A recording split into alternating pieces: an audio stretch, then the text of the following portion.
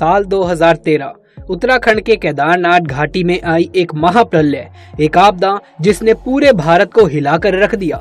इस आपदा में लाखों लोग बेघर हुए, हजारों लोगों की मौत हुई, कई लोग लापता हुए। इस आपदा के बारे में जिसने भी सुना वो सन्न रह गया।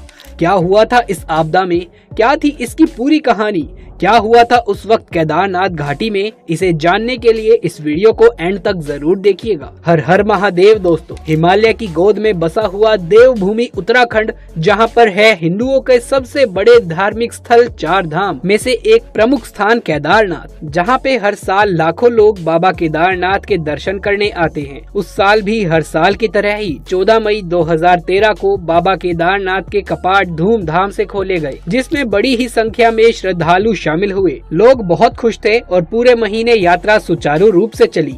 यात्रा 2023 में मई के कपाट खुलने के बाद चली थी। ठीक एक महीने बाद 15 जून 2013 3 दिन से जारी बारिश उस दिन भी जारी थी। बारिश इतनी ज्यादा जोरदार थी कि आसपास रहने वाले लोगों ने ऐसी बारिश अपनी जिंदगी में नहीं देखी थी। इसके बाद भी बड़ी संख्या में यात्री केदारनाथ घाटी में मौजूद थे। हजारों श्रद्धालु मंदिर परिसर में मौजूद थे और उन्हें एहसास ही नहीं था कि सिर्फ 2 दिन बाद उनका सामना महाप्रलय से होने वाला है। परंतु समय से 2 हफ्ते पहले ही पहुंचे मॉनसून ने कुछ बड़ी अनहोनी का संकेत दे दिया था। अगले दिन 16 जून को भारी बारिश का सिलसिला जारी रहा।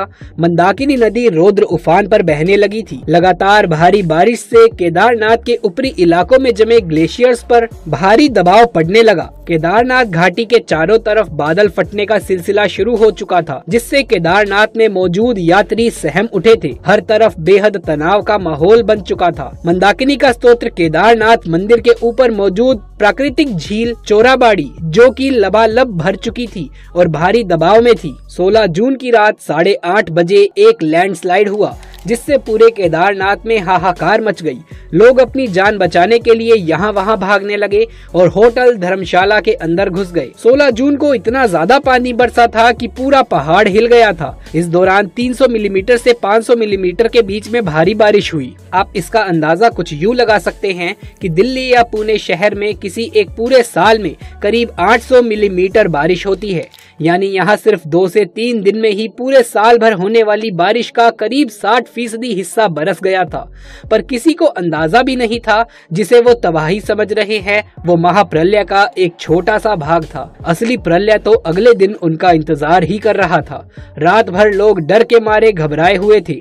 ऐसा मंजर लोगों ने अपने जीवन में कभी नहीं देखा था। खौफनाक उफान मारती मंदाकिनी मानो पूरे केदारनाथ को डुबाने पर आतुर थी। रात को हुई इस घटना में कई लोग बह गए और जो बचे वो बस अपनी जान को बचाने की जद्दोजहद में लगे रहे। पर किसी को भी अंदाजा नहीं था कि अगली सुबह उनके लिए कितनी भयानक होने वाली है। और फिर 17 जून 2013 की वो काली सुबह, जिसने पूरी केदारनाथ घाटी की तस्वीर और नक्शा दोनों को बदल कर रख दिया। लगातार भारी बारिश से चोलाबाड़ी झील का एक भाग अचानक तेज आवाज के साथ टूट गया और झील का पानी प्रचंड तूफानी रफ्तार से केदारनाथ की तरफ बढ़ा।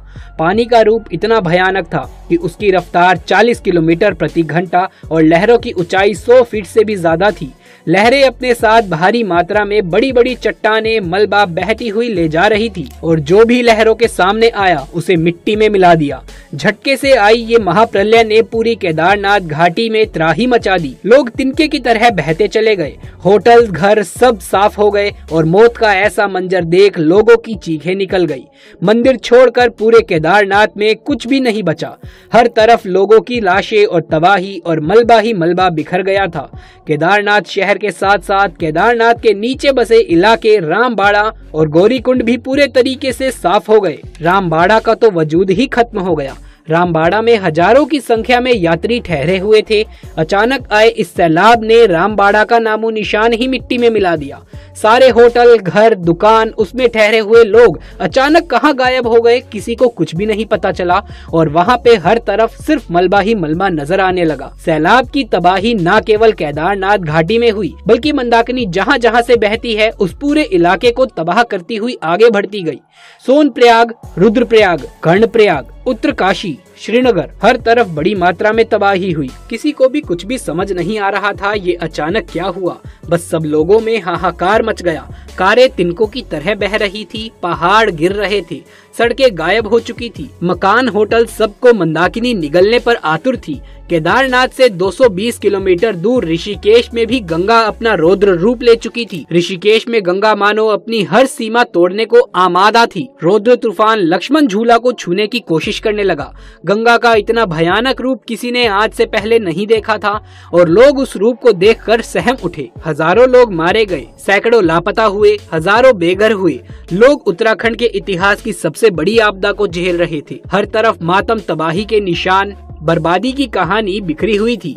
सरकार और प्रशासन तक खबर पहुंच तो चुकी थी कि कुछ बुरा हुआ है, पर उन्हें अंदाजा नहीं था कि तबाही इतनी भयानक थी।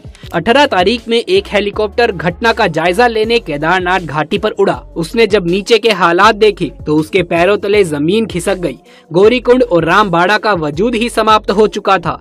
केदारनाथ शहर पूरे तरीके से बर्बाद हो चुका था। पायलट ने फौरन इसकी सूचना कंट्रोल रूम में दी। राहत बचाव के कार्य के लिए तुरंत आर्मी और एयरफोर्स की मदद ली गई और फिर शुरू हुआ भारत का सबसे बड़ा रेस्क्यू ऑपरेशन, जिसे आर्मी ने नाम दिया ऑपरेशन सूर्या हो। देश के जाबाज जवानों ने रात दिन एक करते हुए हफ्ते भर में पूरी जान लगा दी। लगातार हेलीकॉप्टर उड़ रहे थे और लोगों को सुरक्षित जगहों पर पहुंचाया जा रहा था। जगह जगह से लोगों को बचाया जा रहा था। इस पूरे रेस्क्यू में सेना ने 1,10,000 से ज्यादा लोगों को एयरलिफ्ट कर सुरक्षित जगहों पर पहुंचाया। मौसम और रास्ते बहुत कठिन थे, पर सेना ने पूरे ऑपरेशन को पूरा करके ही दम लिया। दोस्तों, इतनी बड़ी आपदा आई, फिर भी महादेव के केदारनाथ और शिवलिंग को कुछ भी नहीं हुआ। आखिर महाकाल का तो काल भी कुछ नहीं बिगाड़ सकता। तो ये आपदा तो महादेव के लिए बहुत छोटी सी चीज थी। केदारनाथ के 2 साधुओं की माने तो महादेव के एक चमत्कार ने मंदिर और शिवलिंग को बचाया। 16 जून को जब सैलाब आया तो मंदिर के पीछे के पहाड़ से बाढ़ के साथ लगभग 100 फीट की स्पीड से एक विशालकाय डमरूनुमा चट्टान भी मंदिर की ओर आ रही थी। लेकिन अचानक वो चट्टान मंदिर के पीछे करीब 50 फीट की दूरी पर रुक गई। ऐसा लगा जैसे उसे किसी ने रोक दिया हो। उस चट्टान के कारण बाढ़ का तेज पानी 2 भागों में कट गया और मंदिर के दोनों ओर से बहकर निकल गया। और उस वक्त मंदिर में 300 से 500 लोग शरण लिए हुए थे। साधुओं के अनुसार उस चट्टान को मंदिर की ओर आते देख उनकी रूह कांप गई। उन्होंने केदार बाबा का नाम जपना शुरू कर दिया और अपनी मौत का इंतजार करने लगे थे। लेकिन बाबा का चमत्कार कि उस चट्टान ने मंदिर और उसके अंदर शरण लिए हुए लोगों को बचा लिया। वो विशाल शिला आज भी केदारनाथ के पीछे आदि गुरु शंकराचार्य की समाधि के पास स्थित है। आज इस शिला को भीमशिला कहते हैं। लोग इस शिला की अब पूजा करने लगे हैं। अब इस आपदा को बीते गए हैं, केदारनाथ शहर फिर उठ खड़ा हुआ है। उस आपदा से इंसानों को ये सीख जरूर मिली कि वो कुदरत को अपने स्वार्थ में बांधने की कतई कोशिश ना करे। मंदाकिनी पर अंधाधुंध अतिक्रमण 2013 में हुई तबाही का बड़ा कारण बना था। मंदिर पूरे तरीके से मकानों और दुकानों के अतिक्रमण से ढक चुका था।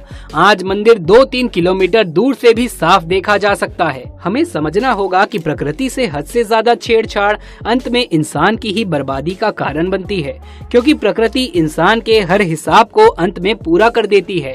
तो प्रकृति के साथ संतुलन बनाकर विकास करना ही इंसान का एकमात्र उद्देश्य होना चाहिए।